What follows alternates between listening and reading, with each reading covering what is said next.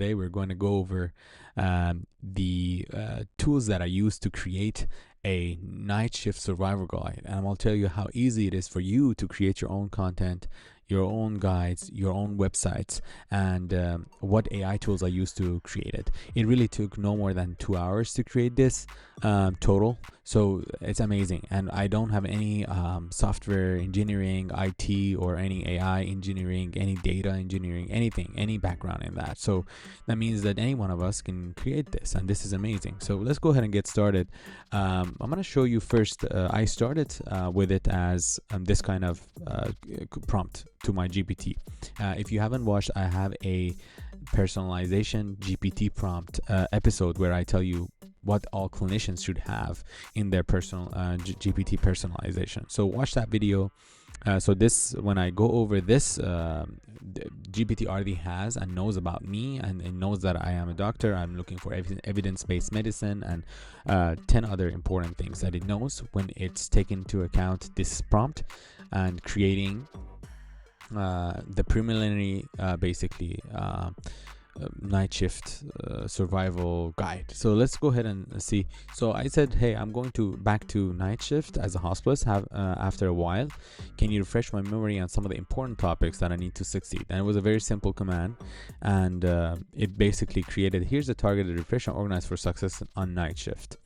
And let's see. So it's organizing by high impact and time sensitivity. So it starts with, of course, altermentation, and it adds this mnemonic, AIU tips, and all of that, the key actions to do, glucose, vitals, neuroexam, labs, consider CT head, and perils, hypoglycemia, one of the most important things that people usually forget to get a glucose check, right? Sepsis, uremia, and then going through hypotension, thinking about sepsis, bleeding, cardiogenic shock, PE, and renal insufficiency, the workups that you want to look at. I really think this is pretty good because, I put myself back into the night shift kind of thinking.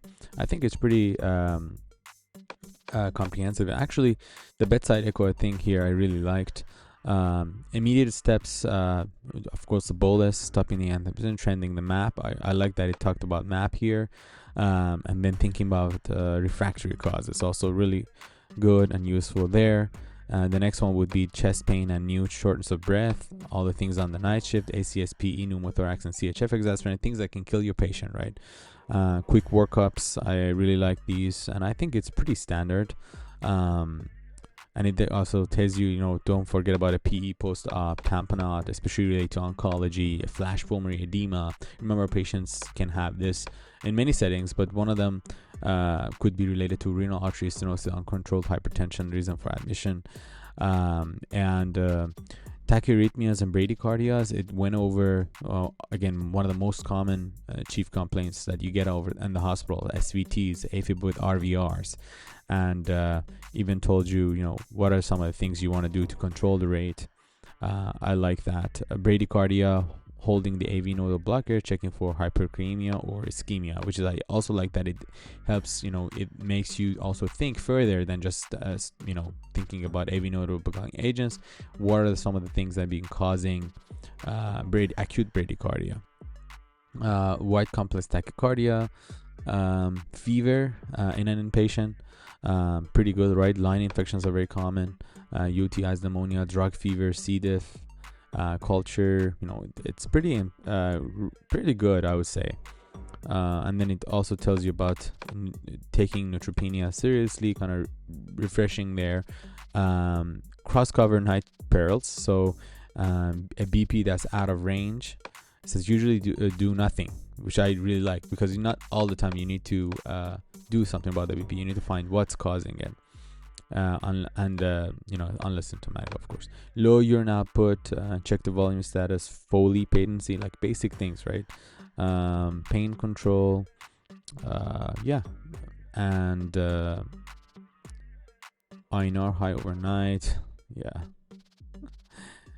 I think, see how comprehensive this is, just what that one kind of prompt that I asked it to create that. So it has all these sections, right? I'm not gonna go over every single one. You can see how easy it was to create the first, right? So and then I wanted it to actually search online, to see if there's any physician help with night shift guides or anything related to physicians over the last couple of years, any new guides. And it says transitioning back can be challenging. Recent resources offer valuable strategies to help adapt. And one of the things that they found was, in general, and it tells you where it came from. One of the colleges there's a residency guide figure, 2023, and this surviving the night shift, usually really telling, added this kind of how to eat properly, keeping hydrated, sleeping preparation, and basic tips there. And tips for night workers from an emergency department physician. This was from Dr. AI Alvarez. So it also found this free guide that was posted by this doctor online, and it said consistent sleep schedule, biphasic sleep, kind of telling you about basic stuff, and then how to work night shift and stay healthy. Guides it found from University of St. Augustine's, and added these pearls there. And then surviving overnight as a healthcare worker, again, these are all the stuff that it found. So I wanted to find more like medical refreshers, anything else in terms of the medical part. They found one from the SUNY Upstate Medical, reporting for intern night float survival guide. So they had some information about acute anemia management, chest pain, arrhythmias. So they had that. There was another adult hospital medicine boot camp, AAPA. So this one was for PAs and NPs, has some relevant information. And then another, just going back to that residency survival guide, and kind of repeats itself there. Okay, so I like to make it more comprehensive, find more mnemonics you can add. So I knew we can add mnemonics to make this even better. Include a little more treatment guidelines, add a section for delirium and psychotic agitation episode management, and also a ACLS refresher, which I wanted it to add to it. So it went ahead and created now this, where it kind of emphasized mnemonics, which is what I was hoping to create. So I had a vision of what it wanted to look like. So I was just telling it to create it. And I was sitting here as kind of like an observant, just also adding and editing and removing anything that I didn't like. So this is how it was.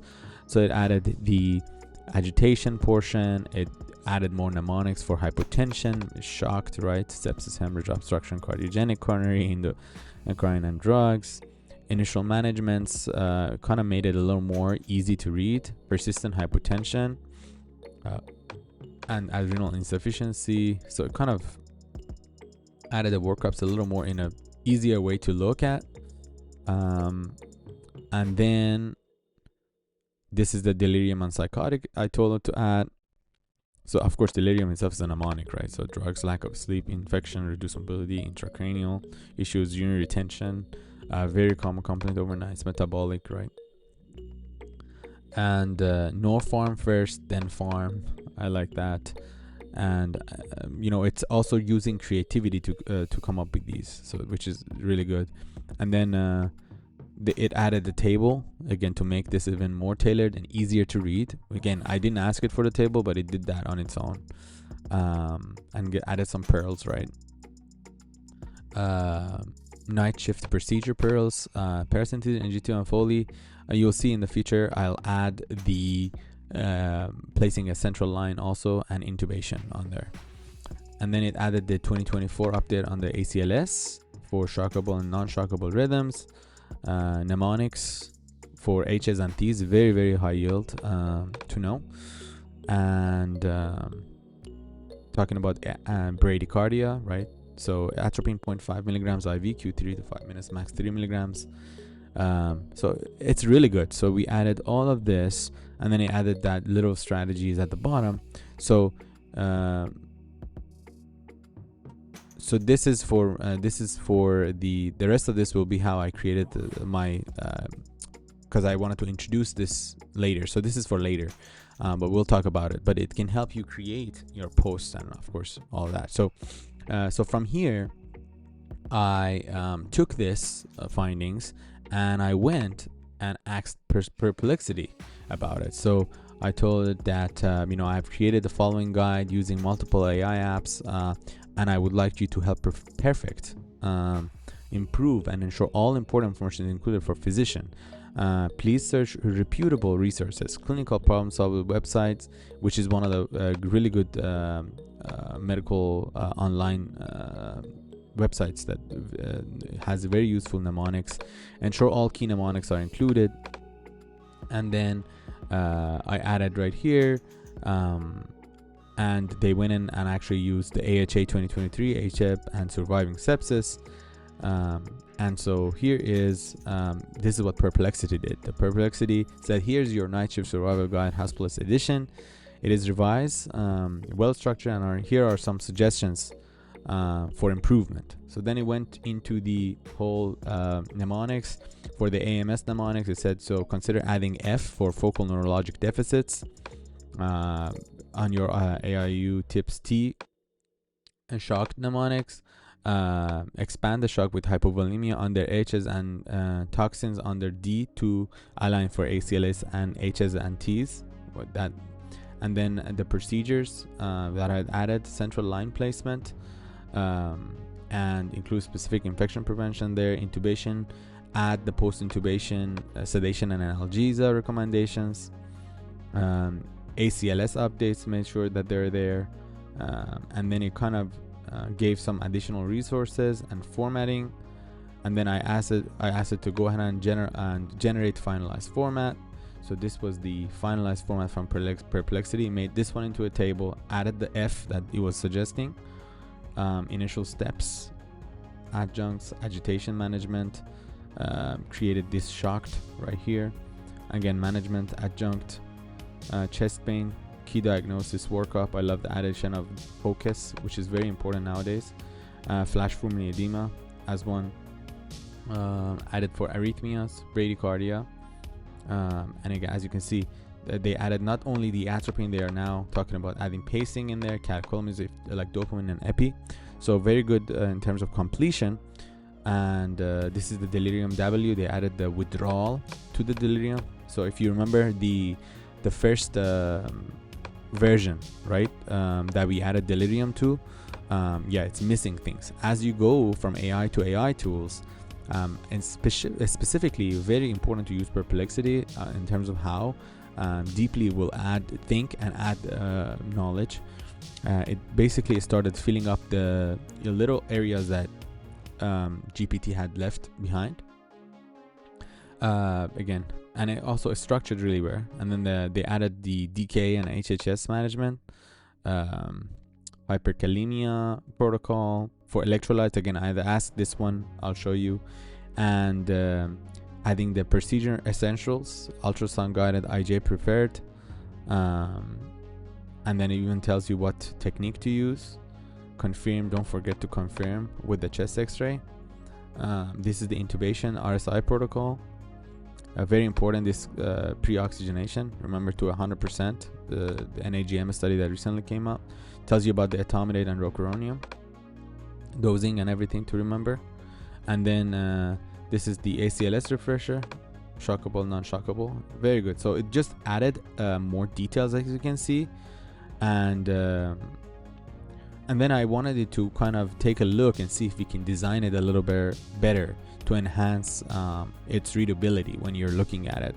And it gave some things, and then I asked it also ensure this guide is compliant with current medical guidelines, and it gave some, to ensure this survival guide is compliant with current medical standards, follow these steps, and go ahead and make sure it adheres and finalize more. So I had it to go ahead and check it across guidelines, and you can see evidence-based ACLS aligned and optimized for clarity and efficiency, current as of April 2025 based on all the guidelines that it cross-checked for us. And this is the finalized version of Perplexity. Okay, so and then, as you know, one of the biggest things that Perplexity do is also it can ask, it will suggest what some questions to ask it for follow-up. But so that was there for Perplexity.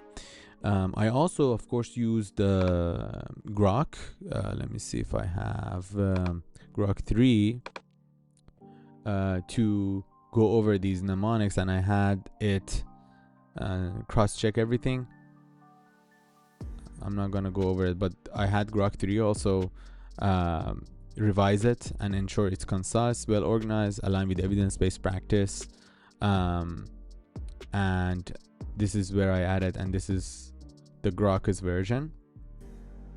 Okay, and then from there, I'm gonna show you how I used Manus AI to create an actual website now. So let's see here. So I created this 9 shift guide using, so this is manus.im, early access, 4 different AI tools. I want to ensure it's a standard and compare it and contrast it to any shift guides from reputable sources. Make sure all the important information is there. Clinical problem solving, etc. Here's the finalized guide. Then I posted the finalized guide from Perplexity into here, and then I had Manus go over, and as you know, Manus will go step by step. It will show you what it's doing. Its computer right here will show you how it's going through this. And before, and another thing Manus usually does is to make sure this is very clear to it. It will ask some questions like, are there any specific aspects of this guide? Is this guide intended for, you know, a specific hospital healthcare system? Are there any specific medical specialties or patient populations? And would you like me to suggest additional sections? And so I basically clarified some of this, and I said yes, and it started working. And then it completed its search. Also found same websites like the SUNY Upstate, the UCLA Olive. This was new. Night Hospitalist curriculum. They used some information from there and objectives. A research article from PMC they found on shining a light on overnight education, and then a night shift survival for PAs, again similar to that one. And then as you can see, it's analyzing each of these articles, comparing to us. And once it's completed it says it found our strengths, you know, key strengths of our guide, areas for potential enhancement.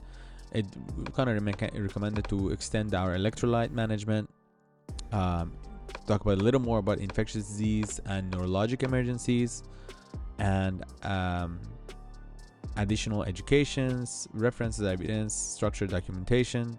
And then you can see it generates notes for you. And the executive summary is here, methodology, detailed, all of the stuff that they pulled from. Then they add recommendations, very, very structured and detailed, and comprehensive analysis, which is what Manus AI is really good at. And I asked it to now go ahead and finalize this guide, include all the areas of enhancement, and these were the areas that I wanted to add. And it went ahead and added these sections, and here's the enhanced guide. So you can see AEIOU, all of that, hypertension, bradycardia, delirium W, all the details there, DKHHS, hyperkalemia, asthma, AKI, night shift, post shift, added a little more on electrolyte management, calcemia, right, and magnesemia, acid-base disorders, they added very good there, infectious disease, a little more, sepsis management, common HIs impaired coverages, stroke management, that wasn't in any of those, we added those, status epilepticus protocol, very comprehensive,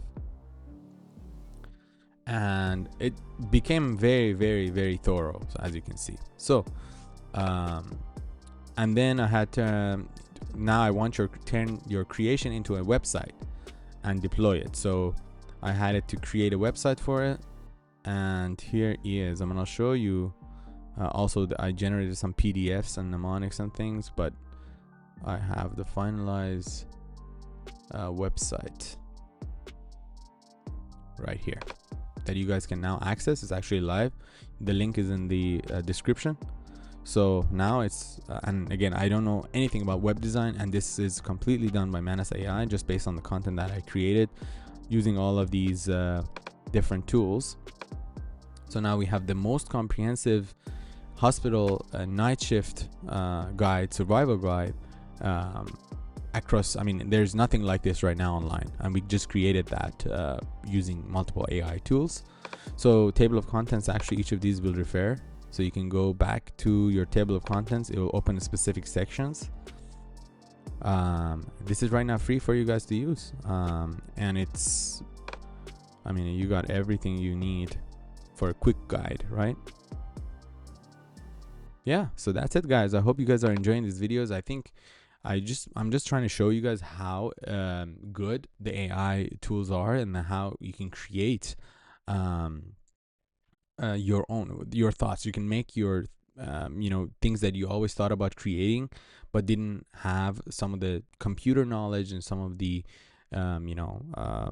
education about on how to create a website. Or now you can all do this using AI tools, which is fascinating. So you can bring your dreams and things you think about into fruition. You can actually create things and create products, AI tools and products for use. So if you guys enjoyed the video, please leave a like, subscribe, comment what you'd like to see more. We can, if you have any ideas you want us to create some other tools for physician efficiency, or in general, I can try to put that together and create another episode for us.